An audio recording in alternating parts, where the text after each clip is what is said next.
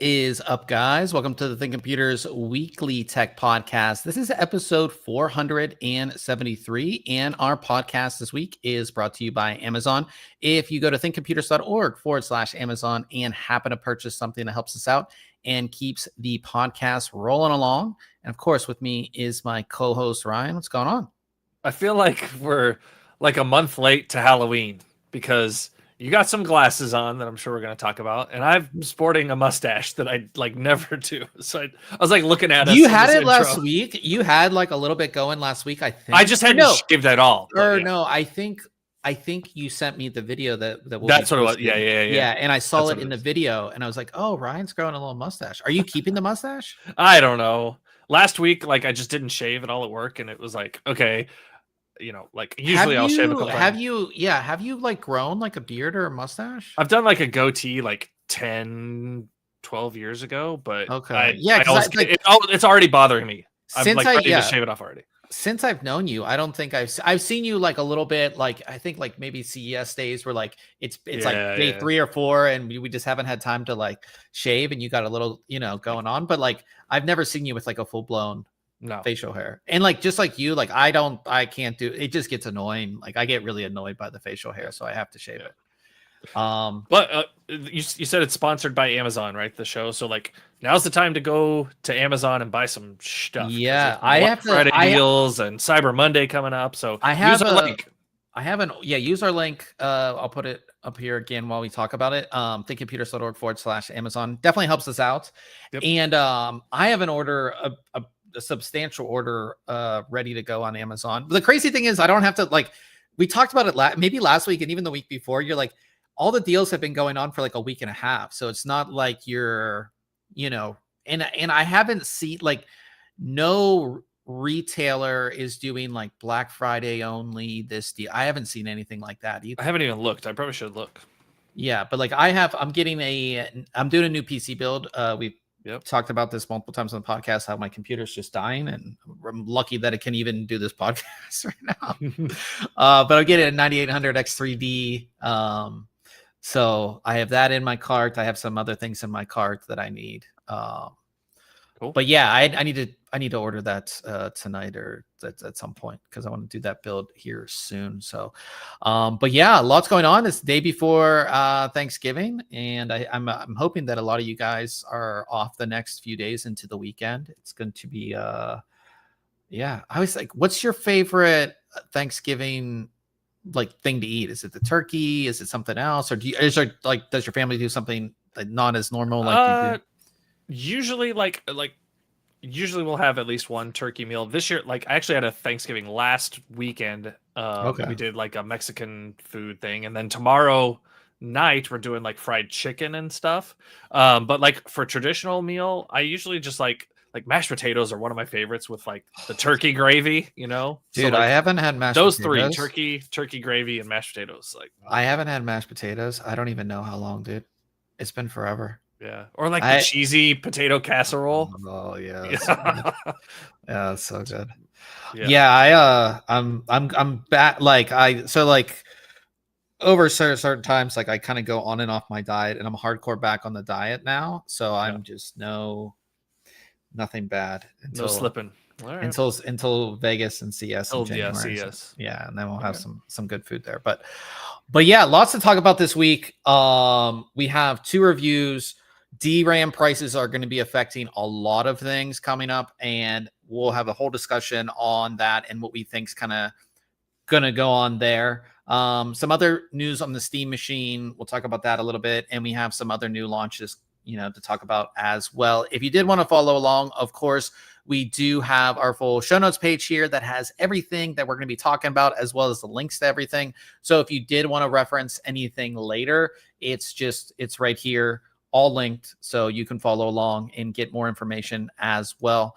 We have Old Man in the chat. He said, "Grandma's cornbread smothered in butter was." Oh, you guys are making me. I'm like hungry right now, and you guys are like making me so hungry. It's like, the ones I can't do are like sweet potatoes. I can't do sweet potatoes at all. So like when I was growing up, my dad always had beets. Oh, yeah, don't like beets. So, I like sweet my potatoes. daughter loves them, and Yeah. like she'll heat them up, and like if I even catch a whiff of them, I start gagging. It was like back in the day, like again, my dad would get the ones like in the jar, and it would just come out in this like gelatinous like thing. Wait, no, are you talking like cranberry sauce? Maybe that's it, but no, it was like I don't know, whatever it was, it looked good. It didn't. Okay. Yeah. We have Rob says sweet potatoes are a no-go for me. Yeah, I mean I like sweet potatoes, especially if you make them like, you know, you can make them pretty good, but I know what you mean. But anyways, guys, let's jump into tech. We want to talk about food. It's just gonna make me hungry, and I'll just the kitchen and make some food. So we'll start off with our review of the InWin Prism. And I was actually really excited to take a look at this case. InWin had already launched the Prism earlier this year in a black version, and now this is the white version. And the whole idea or premise behind the Prism, if you guys remember, you have to be old like Ryan and I, but in early 2010s, InWin released a case called the TOU or however you said it, TOU. And this was a case that had mirror-like finish all around.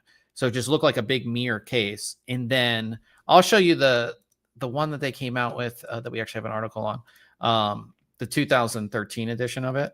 But see how it's like a mirror. But then when you put lighting inside the case, you know, it would become like more opaque, and then you could actually see inside. It was one of the coolest cases. It was like one of their special edition cases. Love this case.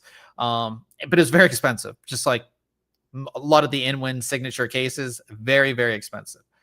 So the whole idea of the Prism was to make it more affordable, modernize it, and just have one side panel that is going to be that mirror.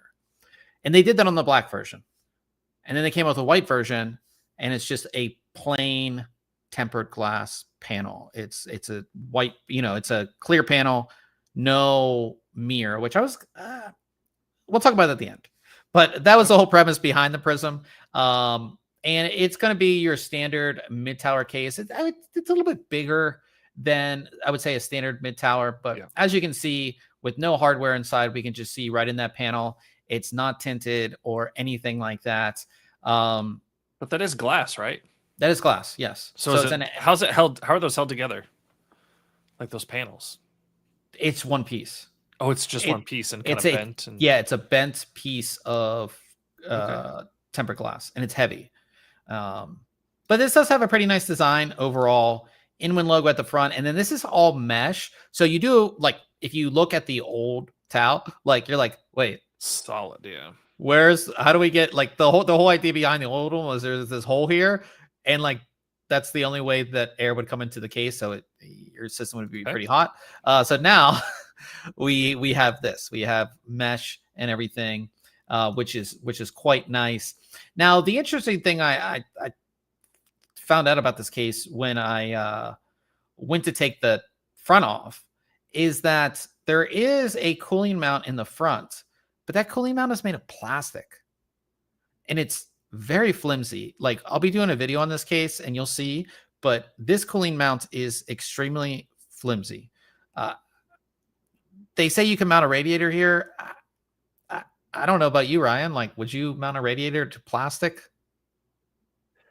I mean, yeah, actually, yes, because I bet it would actually, it's gonna stiffen it up. You can move it. Like, you can move the plastic. Like, it's, I don't know. I just didn't like that. Also, you can't see it in here, but when you take the front panel off, like 50% chance that the side panel falls off. And like, I had it like this, and it fell and it landed on the table. It didn't break, thankfully. So there's just like no real notice of that, which is the thing that I didn't like about this case. But you can support 360 millimeter radiator in the front, as well as 3 120 or 140 millimeter fans. At the top of the case, this is going to be all ventilated. As you can see, you have a cooling mount here, which does support essentially the same thing. Up top there, nice modern connections, as well as the Type-C there. And there is, you can see right here, there is a lighting control, which I'll get into, but you do have lighting controls on this. You can see that side panel. You can see our 3 installed fans here. So we actually get 4 ARGB fans, 3 in the side mount, 1 in the back, which are pre-installed, which is nice. And you can see the opposite side of the case, we do get that side mount cooling. So yeah, so definitely like that. And then pretty standard on the back. This will support your full-size ATX motherboards, 7 expansion slots, power supply mounts at the bottom. Now, the side panels themselves are nicely held into place. There's no screws. There's just like this like little groove at the top there. And you essentially just put your kind of finger in there and just put some pressure on it, and this panel comes off, which is really, really nice. And again, it's a heavy panel, so it feels pretty secure, except for when you're taking the front part of the case off. But overall, it's held into place quite nicely, which I definitely like there. And then when you do move inside, there is quite a lot of room. It is a very big case, essentially like a 2-compartment design. So your motherboard will go here, like I said, up to ATX, and then you can see all of the holes. That's because it does support back connect motherboards. So if you wanted to do an Asus BTF or the MSI Project Zero, you can go ahead and do that. And as we go through, again, you can see our fans here. And there is 2 RGB strips built into this case. So there's this one right here that's in the top of the case, and then there's one that essentially is mounted down here around the power supply, and you'll see when we turn the system on what that looks like. And then you have a power supply cover that goes pretty much across like 80% of the case. Lots of cable routing holes. And one thing I didn't mention is that the rear IO section can be reversed or changed. So you can do a vertical graphics card, but you will need to provide your own riser cable. But you can do a vertical graphics card in here, no problem. And then one thing that's nice about this case is that right here is an ARGB controller. So you can connect, and all the fans are pre-wired to that individually. If you're going to add more devices, you'll need to daisy chain those and then connect them to that. That's a lot of cabling there. Yeah, it was kind of a mess. So it's definitely something to keep in mind. But you'll see when I added more RGB devices, and it was pretty easy because, again, you just daisy chain them. But it's centrally located, and then this connects to the button on the top of the case. You can pass it through to your motherboard. So there's an ARGB connection, so you can pass it through if you want to control everything with your motherboard's RGB software.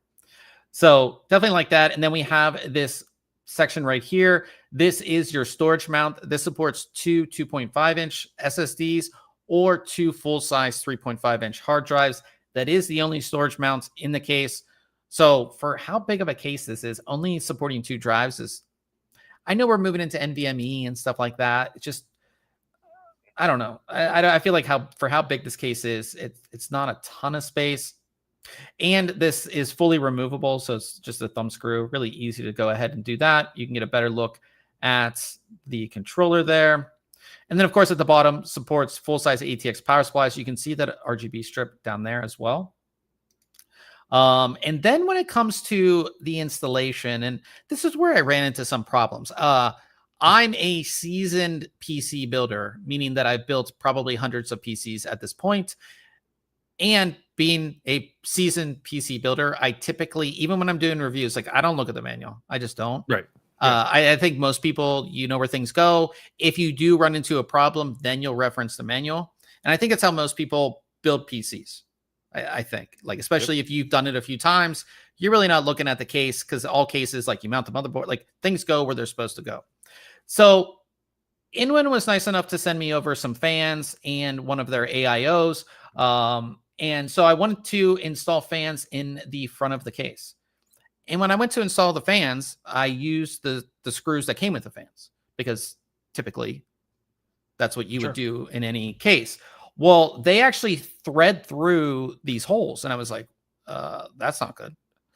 So they would thread all the way through. It turns out you need to use their special case fans, or their special fans. So here's like the normal screws. And then these little ones that are a little bit bigger are the screws you have to use. And the thing I didn't like about this is that there's no like warning about this at all, because there's no physical installation guide.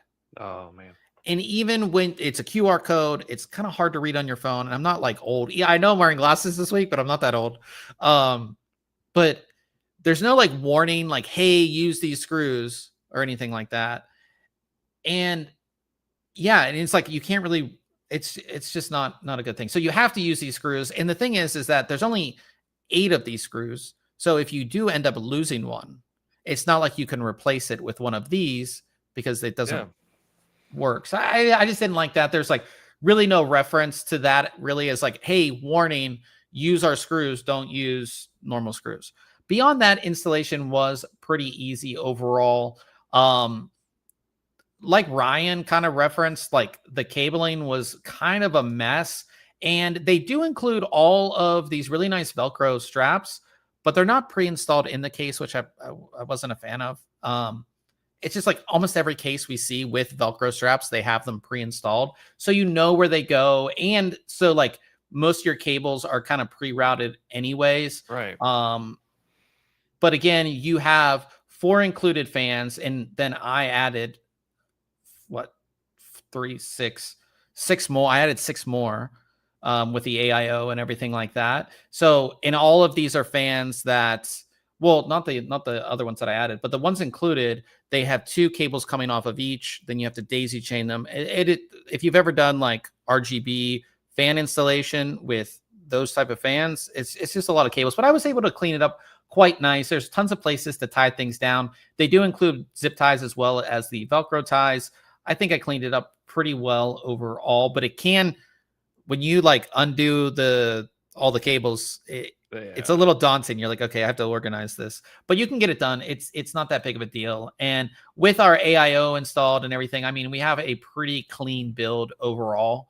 You know, not a lot of cabling. All of everything gets routed really, really nicely, which I did like. You know, so really, really no issues there. And then when it comes to the lighting, I mean, we added fans, but even with the 3 included, or if the 4 included fans, it's going to look quite good. All lit up. You know what I mean? Like you can see the RGB strip here, and then all the RGB from the fans and that top RGB strip. It's just like, you know, and then you can change the colors with the top button. So as we go through the different colors, you can see that. And then there are some like different effects, like there's a couple different rainbow effects and things like that you can cycle through, and you can do like breathing and pulsing and all that kind of stuff you can do with the fans with their included controller. And of course, you know, you can again pass that through to your motherboard and control it that way. But the build looks great. I think it looks really, really good overall. And then as far as temperatures go, it performed really well, not all that loud. So in general, it is a good case. I just didn't like the fact that, one, that plastic piece in the front, I just don't like the idea of, and again, like Ryan, like you can like physically move it back and forth. Like it's like, is it not secured on the side? Like the side that's towards the back? Oh, So you can like physically move it. I would have preferred, I know maybe like they were going for like that clear look. Yeah. You know, but just in general, and like you also have to think too, like if you tighten a screw a little too much, like are you going to crack that? Right. So I didn't like that. And then the fact that like the side panel fell off the case when I removed the front, also didn't like. And again, there's no warning to like, hey, you know, like usually when it comes to like a user's guide, and even the user's guide that they have that's digital, there's no warning of any of that, right? Like a lot of times when you get a user's guide, like the first 2 pages are like, warning, don't do this, warning, don't do that. Or you'll get a sticker like on the window or that front panel, like use caution when removing this or something. Yeah. So, so I didn't like that. Old man in the chat said, is that front mesh? Yeah, the front is mesh. So you're going to get proper air, like good cooling. I do think the case looks really good, but here's my problem beyond that part of it is that this is a different case than the black one, because the black one has Has the mirrored look. Has the mirrored look. And like, if you go to their website as like a consumer, right? Like I'm looking at this. Okay, here is the product page for it. Let this give it a second. So here's the product page for it. So I see the Prism. I see the black one. And like this looks like a mirror, right? You know, it doesn't, you know, this looks like, I can't see it on the white one. The white one's here, but I can't see it. And then I scroll down. Dual perspective, transparent and mirror. Oh, so the side panels are transparent and mirror. Black version, black version, black version, black version, black version, black version. Still black version. So I can't see the white version at all that has the clear. This is the first time. Yeah, I just scroll down all the way to here just to see the white version. And it almost looks like it doesn't have a side panel on it. Yeah, and if you don't look real close. That's the clear one. And it's just like, okay. And even if I look at like the gallery, like you have to go pretty far in the gallery to even get to the white one. It's just not the same. Yeah, that sucks. And I don't know. I couldn't find the white one for sale, but if it's the same price. That's what I was just about to ask. Is it the same price as the mirrored version? Well, they only have the black one available for sale, and it's expensive because of that mirror side panel. It's $220, which is very expensive because you can find a ton of white cases with 4 ARGB fans for well under $200. So yeah, I just don't like typically, like if we review a case and it's the white version or the black version, we never put, like, I put it in parentheses up here because I feel like it's a different case. And if you're on, like, that was the big thing that they promoted the Prism as.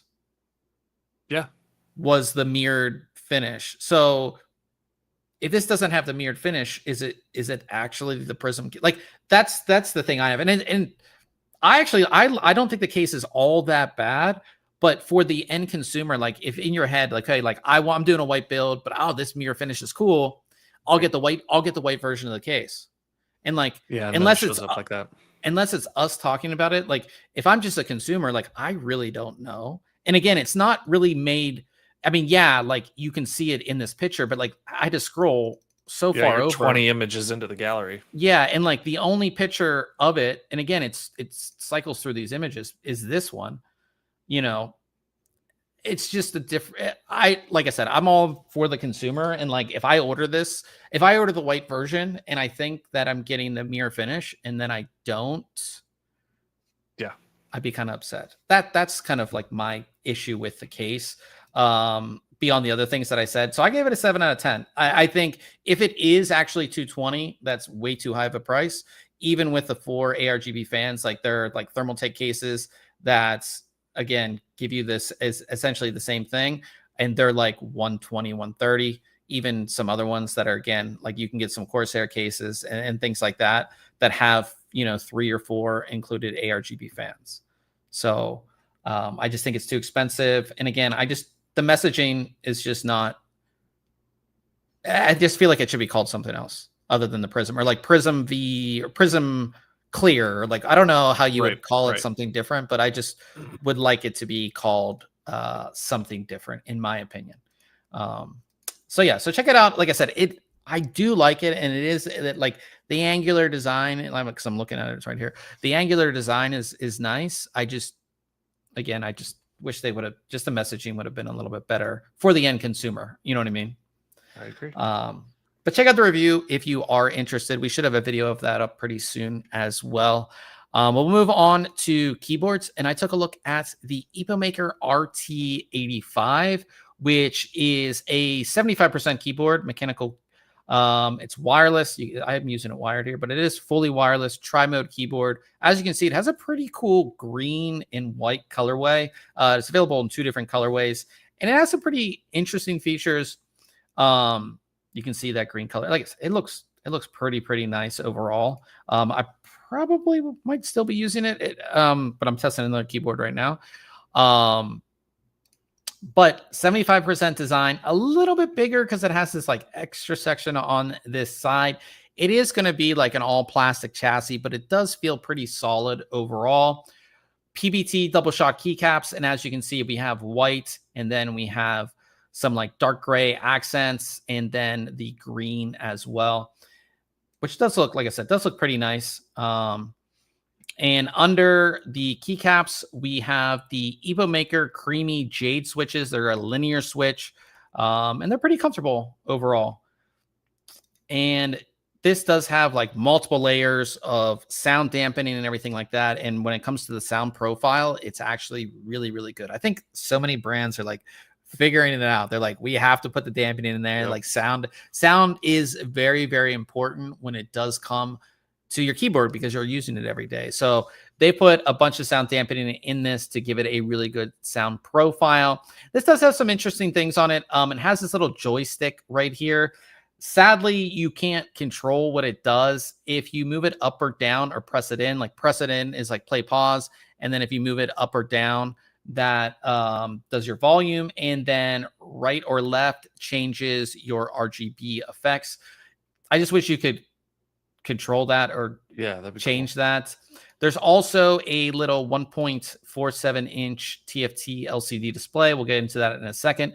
Those are kind of the standout features of this.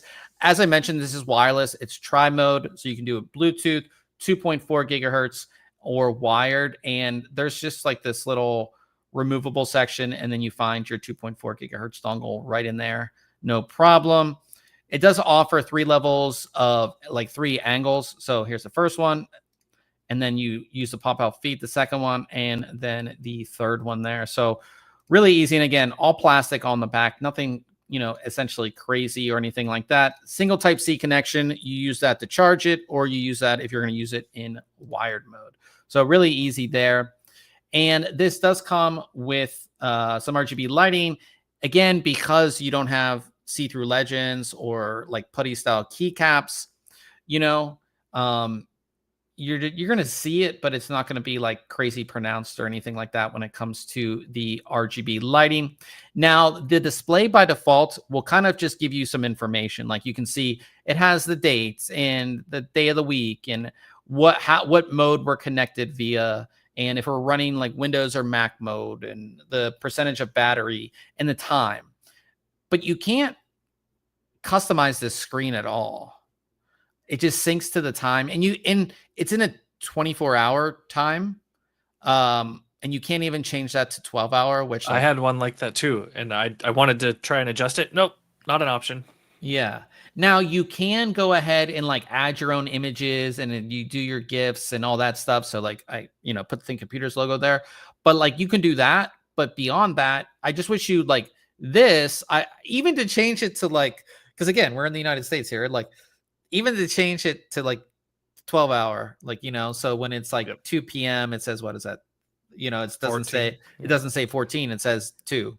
I would have liked that. So you can't change that. Now it does have software, which will get the job done as far as like reprogramming the keyboard. You can fully reprogram the keyboard and do all that. You can change the lighting settings on here as well. It was nice because this is a wireless keyboard that you do have the ability to turn certain things off at certain times. Some keyboards, like you have no control over how fast the keyboard turns off or goes to sleep. Here you have all those settings, which is really nice. So you can do that in the software. And yeah, this is where you put in like your animated GIF or whatever you want to do. You can really easily go ahead and do that. Your lighting settings. One thing that's pretty cool about this too is that EPOMAKER does have like a whole community thing. So you can like download or even upload your own lighting effects, and then download other people's. And not only just for the lighting effects, but like configs, macros, and animations for the LCD screen. So that's pretty cool. That's all built into the software. So no real issues with the software. Like I said, it gets the job done, but nothing crazy in depth. We do have our sound test in here. Like I said, a very good sound profile, pretty comfortable keyboard overall, very responsive with mechanical key switches. It is a little slightly stiff. I would have liked just something like just a little less stiff in general, but it's pretty good. Like I've had some keyboards that are really, really bad. This one isn't that bad, but because you do have that plastic chassis that has a lot to do with like, it's just a little bit more stiff than what I would have liked it to be.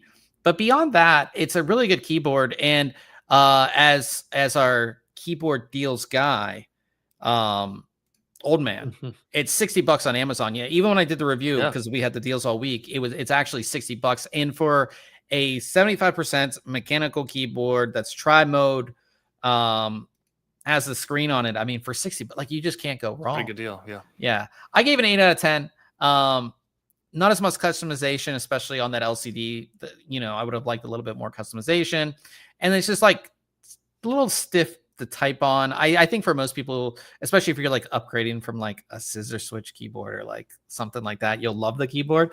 But I've been testing a lot of keyboards, and I have like, I have like some $500-$600 keyboards. Like it's just a little stiff. But again, I think for just like we talk about Amazon, like Amazon, you have your 30-day return. Get the keyboard, try it out. If you like it, go from there. But like I said, for the price, you can't go wrong.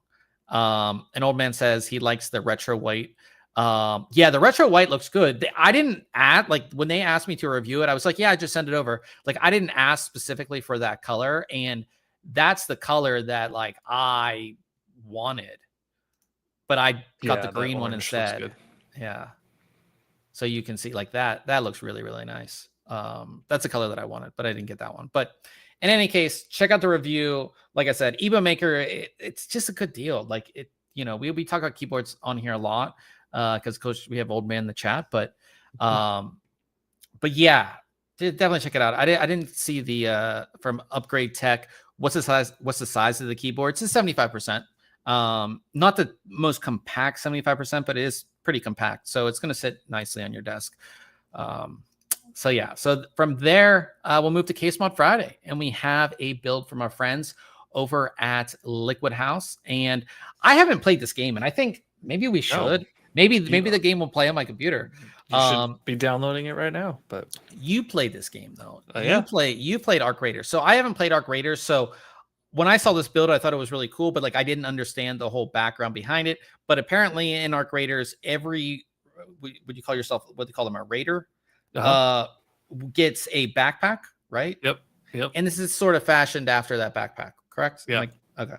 Yeah, and you have like your shield and everything. So yeah, it is very like it matches the game. Absolutely. And then of course the colored loom on the tubing is very reminiscent of the colors in the game for some scenes and stuff. Yeah, and this is using their custom chassis. So like if you ever wanted to do a build that's sort of like this, they actually sell this whole chassis that you can put together and kind of design yourself. So pretty cool that they do that. We should actually put a link for that. I think we should. Yeah. But they do sell that. But yeah, this is just a really cool and unique build. And again, it's just like, it's really cool. And they were on GeForce Garage. I should have put the video. I don't think I put the video. I should have put the video in here. Oh yeah, I did. I did put the video in here. So if you want to check out them talking about it, we do have the video in the article from GeForce Garage. But I always like I said, they do really good attention to detail, just something different. And again, I haven't played the game, so Ryan will be the judge of like how this matches up with the game. No, it's good. Like it's as good as you could get by using like mostly PC components, right? Okay. You could make it look exactly like it by fabricating a bunch of custom components, right? Think of like an AK mods look, right? How some of his stuff does. But like just like utilizing pretty standard like PC and PC mod components does a great job of conveying the game. Yeah. So I, like I said, I definitely like this build. Shout out to Liquid House. Definitely go ahead and check that out. Also, we did post a video on our YouTube channel that I did want to let you guys know about of the Asus ROG Strix X870E-E gaming. Let me bring it up here and put it to where I don't look crazy on the on the screenshot. I look kind of crazy in that one, but yeah, check that out. It is on our YouTube. We have it linked in the show notes. Great board. We already reviewed the board. The video is out now. I know a lot of you guys like the video. So check that out while you can, or not while you can. I mean, you can check it out anytime, but definitely go ahead and check that out. Also, we're down to like the last, what are we at a day? 2 days left. 2 days left on our $100 gift card contest. We, of course, want to give back to you guys. So $100 gift card of your choice. Wherever I can buy you a gift card, I will go ahead and do that. And we have 18,000 entries now. So that's quite a lot. 2 days left. Get it in, and I'll get you the card. And check your email. I guess over the weekend, so then you can use your $100 gift card on Cyber Monday. Yeah, there you go. But even if you don't win, stay tuned. We have 2 contests coming up in December as well, so we have a lot of stuff going on. And for everybody who's listening to the podcast right now, if you go through this, you put in your email, you do everything. There's 20 other ways to enter, and one of those ways to enter is a secret code for the podcast. So if you guys listen to the podcast, we want to give you a little bit of extra. So I believe this gives you at least 1 or 2 more entries. The secret code is Pod Holiday 100, all capital, all one word. It's right there on the screen.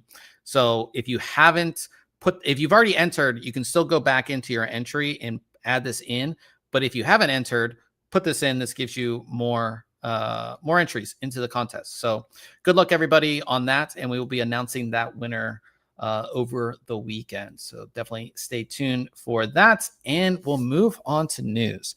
And all I've been hearing for the past week is RAM prices. And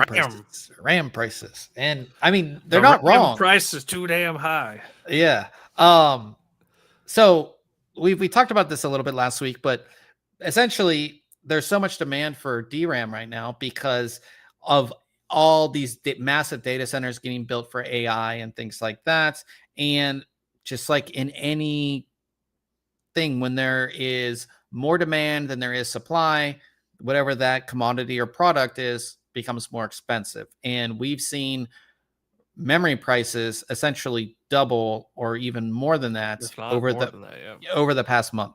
And at least like last week, we didn't necessarily see the ripple effect of it, right? We talked about last week, like that CyberPower PC system was still remaining, still holding its same price.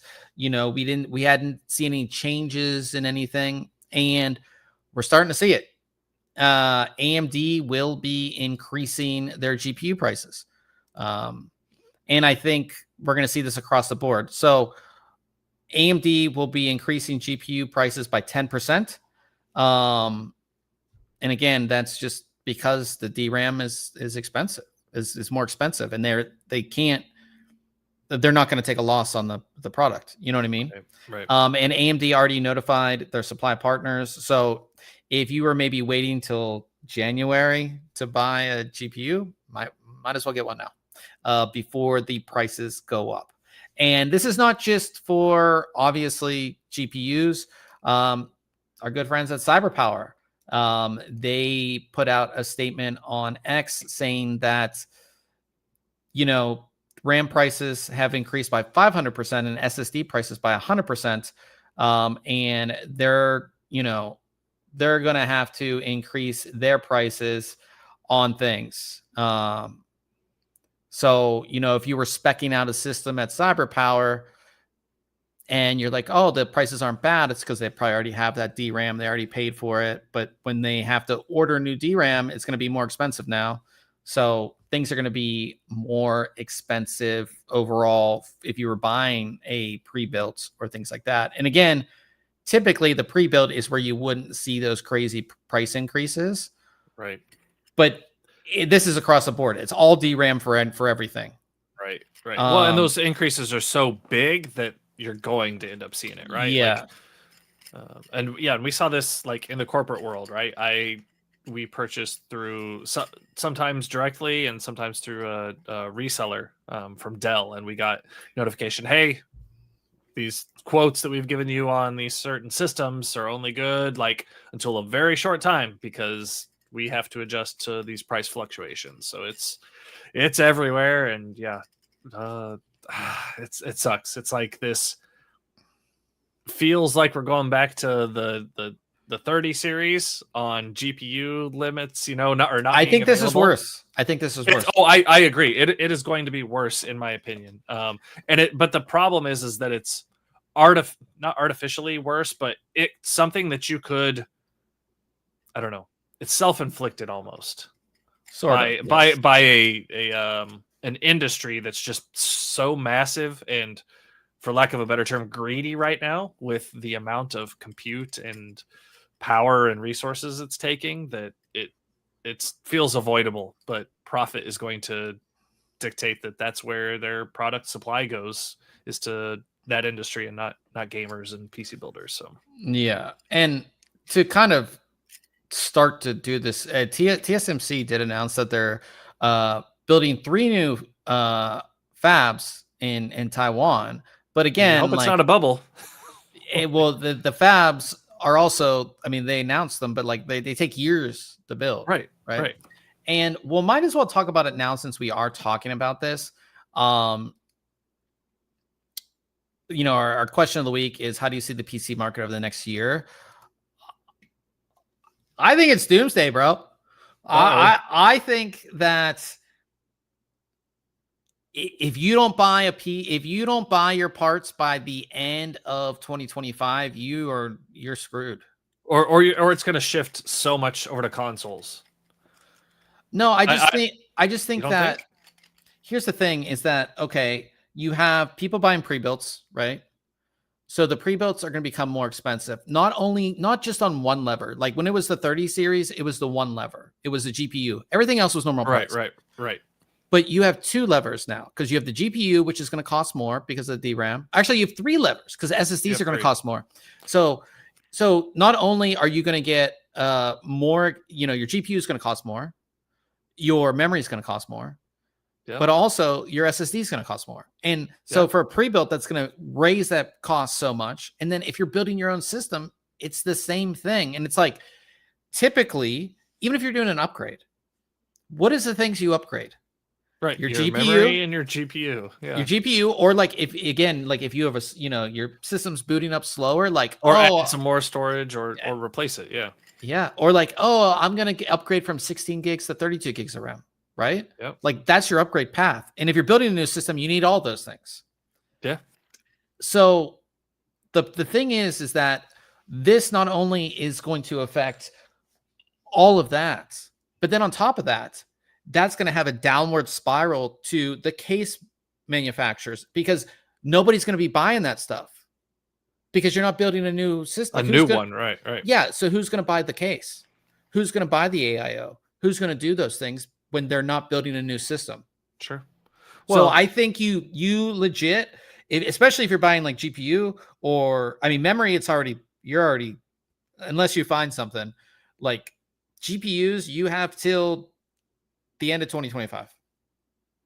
Well, and we have to also think outside of just the PC realm as well. There's flash memory in cars, in cell phones, like how like right? the next phone launch, how much is it going to be? Especially like maybe the 256, like that's the lowest one you can get is 256. But like if you're buying the 1 terabyte one, how much more is that going to be? Yeah.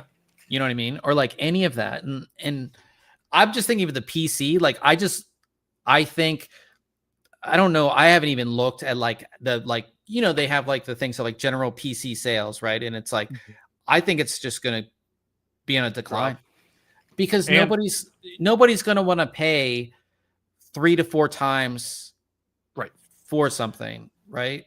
Especially when like, it's not like everybody wanted the 30 series because it was such a leap in performance and like that was, but like everything's been out.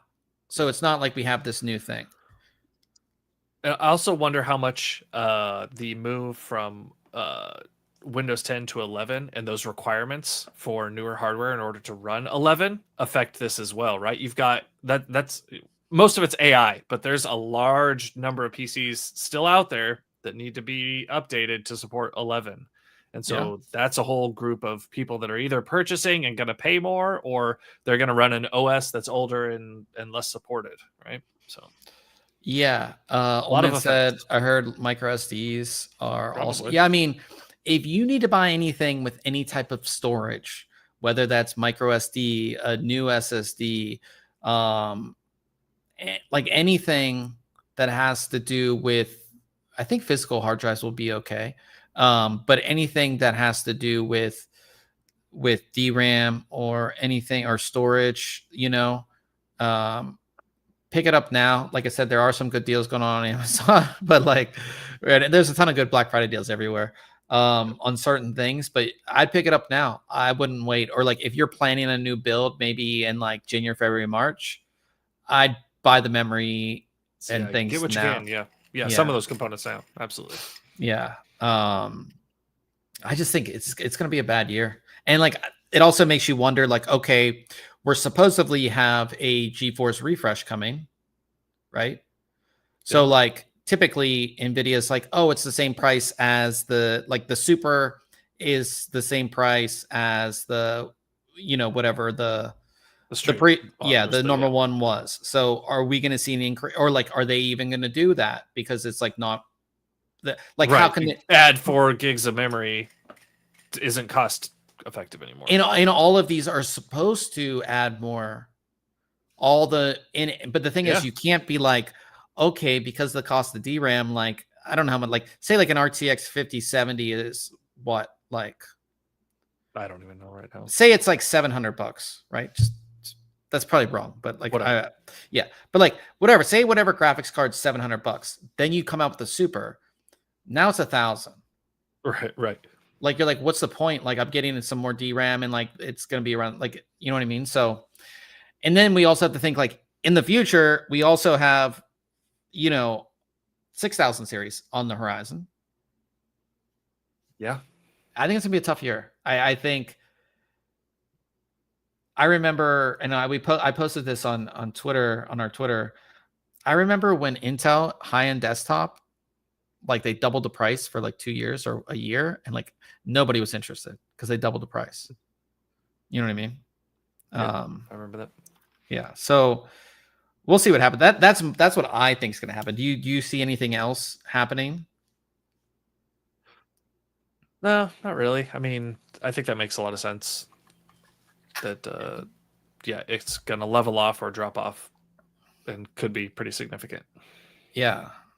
Unless like some sort of bubble bursts with AI, right? That's the other AI news I keep hearing is like, oh, we're in an AI bubble. And I think the bubble that we're in is there's a lot of AI companies that are getting like a ton of influx of cash and investment, and like they're not going to be profitable. Right. So like that would be in my mind, that's the bubble. But like the big ones, the open AIs, and like they're going to be around, they're not going anywhere. And again, as that user base continues to grow, and you know, those, you're going to need more and more and more compute power, right? Yeah. So I think we're only at the beginning of it, and it's going to get more and more and more. It's going to get bigger. I mean, you could see like entire cities built around data center. You know what I mean? Yeah. And like those little in a cold climate, so you've just got the heat to heat the city. Yeah, and like those little nuclear reactors, backyard reactors. Yeah, stuff like that. They were talking, like I said, they said that's what we need to do. The more deregulation on the nuclear. That's a whole nother thing. But yeah, I mean, I don't think it's a bubble. I think maybe a lot of the companies that are springing up around AI are a bubble, and they're like getting millions of dollars in investment, and they're not going to be profitable. But as far as like the infrastructure for AI, I think it's only going to get bigger. Sure. Agreed. But yeah. And Old Man said the Gabe Cube is going to be more expensive. Yes, we'll be talking about that. And Rob says, I'm ready for upgradable GPUs. Yeah, that'd be nice if we could just slot it in, slot it out. Like, you know, add another stick in there or something. But yeah, so Steam Machine, we kind of gave it like we gave our guesses as far as pricing goes. And Valve employees were doing an interview and they said it's not going to be subsidized like consoles. So it's going to be a normal PC price. And I think that's, I don't even remember what we said last week as far as pricing. Didn't I say 1,000? Yeah, like I think I said my initial was like 12 or 15, but then I got to thinking like, oh, maybe it's gonna, if they're wanting to compete with consoles, then it needs to be a lot cheaper. But there's no way. Yeah, I could see 1,000. Yeah, so I could see like 1,000, and then I mean, again, with like these rising costs of memory, like it's not, so 1,000, 1,399, I would say. I think that'd be kind of it. Yeah. Man.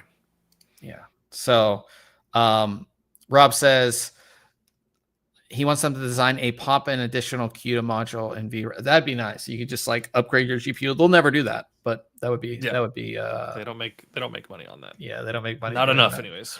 Yeah. Talking about the Steam Machine. So we talked about it when Battlefield 6 launched. Obviously Battlefield 6 requires anti-cheat, and that anti-cheat is only available on Windows. And the Steam Machine is going to run SteamOS, which is a Linux-based OS, and a lot of anti-cheats don't work on Linux. Well, it looks like Valve is going to be working with anti-cheat companies and things like that to have anti-cheat available, so those great AAA titles that you would want to play will work on the Steam Machine. I mean, that's the biggest thing, because we talked about like the Steam Deck. Like you can't play Battlefield 6 on the Steam Deck. You know what I mean?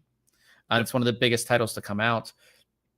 And it's like, it can probably run at least decently on the Steam Deck as well. Oh, I'm sure. Yeah. So it's good. It's finally like happening too. I think this is the push for it to happen. You know what I mean? Because there are Linux gamers too. And then everybody on Steam Deck essentially gets screwed out of like a great AAA title because the anti-cheat doesn't work on SteamOS. You know what I mean? So yeah, and then we talked about it last week as far as like the front covers for the Steam, I keep on getting them mixed up, for the Steam Machine, not the Steam Deck. It looks like JSAUX. They make a bunch of stuff for the Steam Deck, actually. It looks like they're the ones who's coming out with that e-ink display, and then they have this other one over here, which again, this is just a render, but this looks like sort of like that pixel display. I like all this. I like the idea of this. It would be interesting to see if this front part is just like has like maybe like a little USB connector or something. That's what I was wondering. Is like, how's this connecting? Getting its power, getting its signal. Yeah. I would hope options? It's just like a little USB, like a Type C. It just goes. And then is that sort of like customization built into Steam OS? Like how does that work? I'm just not familiar enough with Steam OS to know how to like make these adjustments to this screen. Yeah, I don't know. Not sure. But yeah, they're coming out with these two, at least the e-ink and then this one. No word on pricing or anything like that, but that is going to be coming. Some other USB cables. Yeah. Which I was surprised to see their name attached to this type of product. They make a bunch of stuff. They make a bunch of stuff for the Steam Deck, so it kind of just makes sense. And with the Steam Deck coming out, being maybe instead of building your own PC, loading Windows, you would buy a Steam Machine instead, right? Especially if you want to desktop game, maybe, or not like living room game. Well, finally, Microsoft has enabled Xbox full screen experience on all Windows 11 PCs. So essentially what that is like when you load into Steam, the Steam OS, it just brings up the Steam OS so you can like launch your games. It's like if you played a console, it's like the console launcher. And Xbox does have this, and it's like available on certain handhelds and things like that. But now they're finally bringing this to the desktop. So I think finally, like Microsoft is like, wait, people are just going to buy the Steam Machine. They're not going to buy a Windows-based PC to maybe game on their, they want that full screen experience. They want to load Windows and then just go into the Xbox full screen mode. They don't want to go, and even on like, this needs to be on like all gaming. They've added it to all the handhelds as well, because like on some handhelds you load into Windows and it's clunky. Oh, it's tiny. It's like, so this is good. I like this. And if Steam or Valve is pushing Microsoft to actually do these things finally, it's going to be a good thing. And again, like, just for, if you don't want to buy a Steam machine and you want to build your own little, living room PC to play games, like, you want to just load into something like this where you can just bring your games up and load your games. So it's available currently in Windows Preview. I would say it will be in like a non-preview version very soon. It's gonna be a good thing. So I definitely like that as well. That's cool.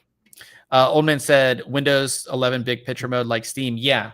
So you just load right in, and it's gonna look like this. Like, it's gonna bring up your games and things like that, and you can easily just like go into your games. So it's a much better experience, especially for the living room. But even if your PC is like, that's all you do on your PC, like, you would just load into that. Just go right to where you want. Yeah. And because it's running within Windows 11, you can always just like close it, minimize it, and just get into your, and it's very intuitive for a controller too, right? So you don't have to like use your joystick, go down to the start menu, launch Xbox. Yeah. So it's nice that they've gone ahead and added that. Now, with the Steam machine coming out, being a little thing, a lot of people, are we bringing back like the little cube style cases? Because Chief Tech just announced this one right here. This is their cube. It's a subwoofer inspired micro ATX case. And yeah, it uses that old design. Kind of cool how it opens up. Yeah, this is like an old design. There's a lot of builds in like the 2010s. There are a lot of cases that had this design. That tray like that? Do you remember the Antec skeleton? Yeah. That has a tray like this. So your system sits up here. I mean, I like it, especially like, again, for like a living room PC. This definitely hides it. So that's kind of how it sits in there. I mean, that is going to look a lot better than like a clunky case sitting on your wherever. You know what I mean? Yeah. I like that. GPUs up to 335 millimeters, so there's some limitation there. 2 200 millimeter PWM fans pre-installed. Yeah, I like it. So many of these cube cases end up being just so big, though. Like, that form factor just, I don't know. Yeah, but it's nice that because of the Steam machine, we're getting a little. People are coming back to this like little. Let's build a living room PC now. You know what I mean? I like that. So yeah. And then moving to storage, Seagate's Hammer Tech. That's what they use in their physical hard drives. They have accomplished 6.9 terabyte per platter, meaning that 55 terabyte hard drives are on the horizon. Man. Okay. That's a lot of space. That's a lot. I mean, this is obviously going to be used in like enterprise and data center application. Yeah, not your NAS. Not really. Sure, you can. They're not going to sell. They're not going to sell. Suck to have to reload one of these drives. Maybe in like 10 years they'll sell these. Right. In that, but like this is all, But 55 terabytes is a lot of space. On one drive, yeah. That's what I'm saying. Like, if you have this in an array, like in a disk enclosure, and let's say you've got like, I don't know, however many, 10 of these things in there, or however many, like, you lose that one drive and you need to repopulate it with data. Like, 55 terabytes is a lot of data to move, even on across the SATA connection. Yeah. And Seagate is planning 7 terabyte plus in the early 2030s with a long-term vision of 15 terabytes per platter. And if you guys don't know, I'm sure most of you guys know this, but like inside of a physical hard drive, these old school we call these old school now, but there's multiple, they look like little CDs. Those are the platters where your data is written on. And there's multiple of those within a physical hard drive. So that's how you get to that 55 terabytes. It'd be cool. maybe we can go down to 2.5-inch size, right? We've had 2.5-inch drives previously, but like maybe you could shrink their size a little with gaining some of this density, right? Maybe not as much capacity on a smaller disk, but just smaller. I don't know. Yeah. Oh yeah, it's only going to get bigger, and again, as data gets bigger, we work with bigger file sizes and bigger data sets. It's just you just need more storage. So pretty cool to see that. And then for the first time ever, we know there's like the Steam summer sale and they have the autumn sale and all of that, but Steam is having a Black Friday sale, which they've never done. I don't know if they're getting into the sales, but there are a bunch of sales and there are some awesome deals going on right now. Battlefield 6 is 15% off, and there's a free Battlefield weekend that's this weekend. I'm pretty sure I saw that. Let's see. Yeah, because I saw it. Oh, where was it? It was up here. Doom Dark Age is 50% off too, which is a great price. No, I saw it here when I looked at this earlier. 60% off of Space Marine 2. I might get that. Battlefield free trial. November 25th through December 2nd. So Battlefield 6 free trial on there. Cool. But yeah, I mean, lots of games are on sale right now. Again, like Doom Dark Age, I feel like this is the best deal. Doom Dark Age is 50% off.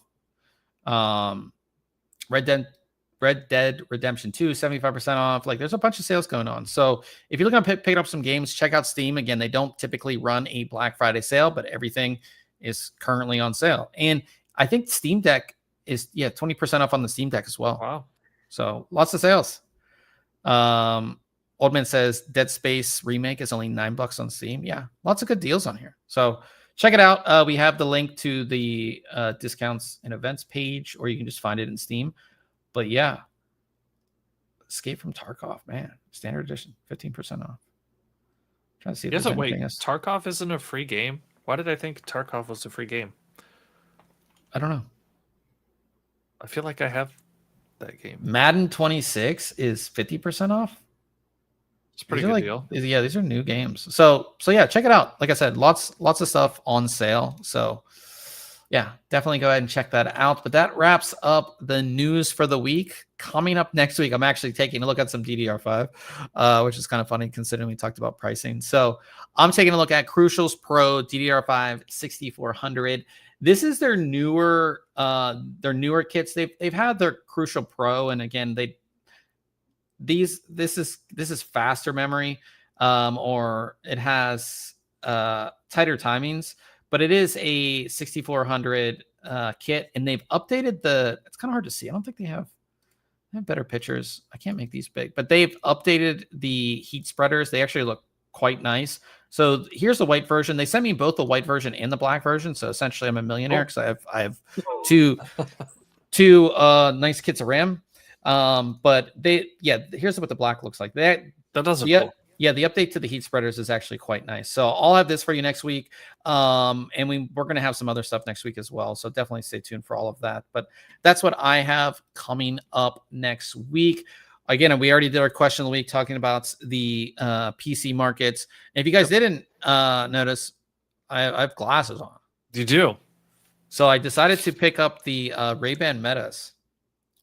These are the ones where you can like I can take a picture. I just took a picture. And yeah, I really don't wear glasses. I don't need glasses, at least not yet. I don't need glasses, but I wanted to get these to take sort of POV videos and kind of just try them out. And Old Man says Bob with glasses looks like Clark Kent hiding. He's Superman. It really does change his entire look. Yeah, I don't know.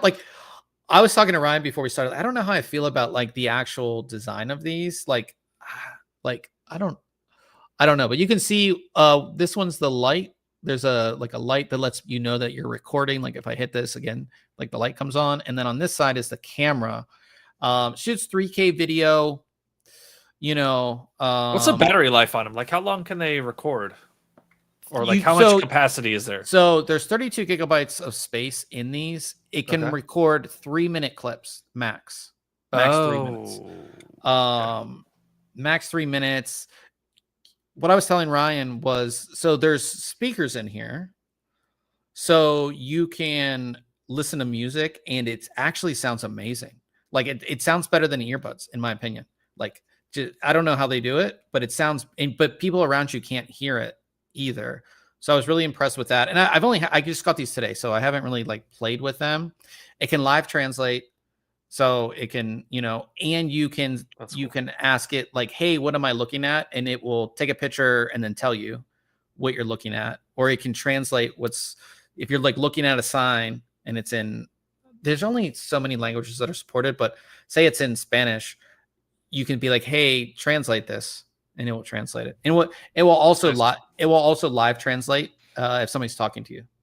So that's pretty cool. But I mainly got it for the camera. Like the cameras. That's like why I got it. And these are the large versions. I mean, do you guys feel like these are big on me? Like, I'd be interested to see the size of the smaller, or normal size. Like, they don't look huge, but maybe bigger than they have to be. Yeah, I don't know. I don't know how they look, but like I said, first day, so we'll see, how they look overall. But yeah, these are the Gen 2s as well, so they get like better battery and better video quality. Dang, he's got all the good deals today. Yeah, old man's just passing out deals. He's got a keyboard for $20 and then a Samsung G55C curved monitor. $200. $200. Like, if you need a monitor, like $200 is just like what a monitor costs. 165 hertz too. Yeah, that's pretty nice. Yeah, like I said, there's a ton of deals going on. But yeah, that's essentially it. Anything else tech related you wanted to talk about? I don't think so.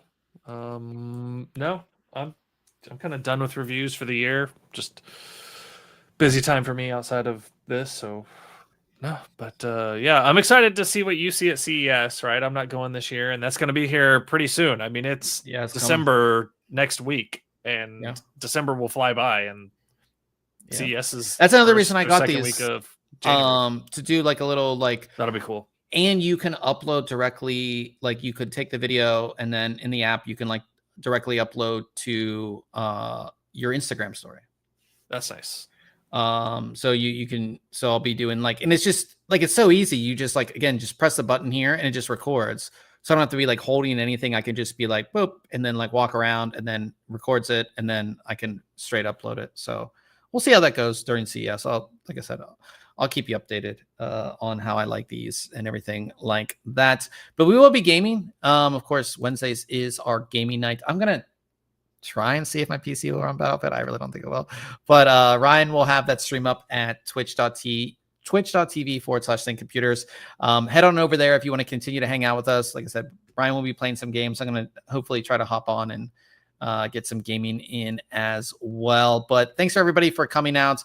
And like I said, we wish all you guys, like if you're celebrating the holiday tomorrow, eat some good food, have some good time, good time with your family. And of course, stay safe out there. If you are going out, even though like Black Friday is not what it used to be, if you are going out on Friday to get some deals, just stay safe. There's always like that one crazy person out during Black Friday. But like I said, if you want to continue hanging out, we will be over on Twitch, and we will see everybody next week.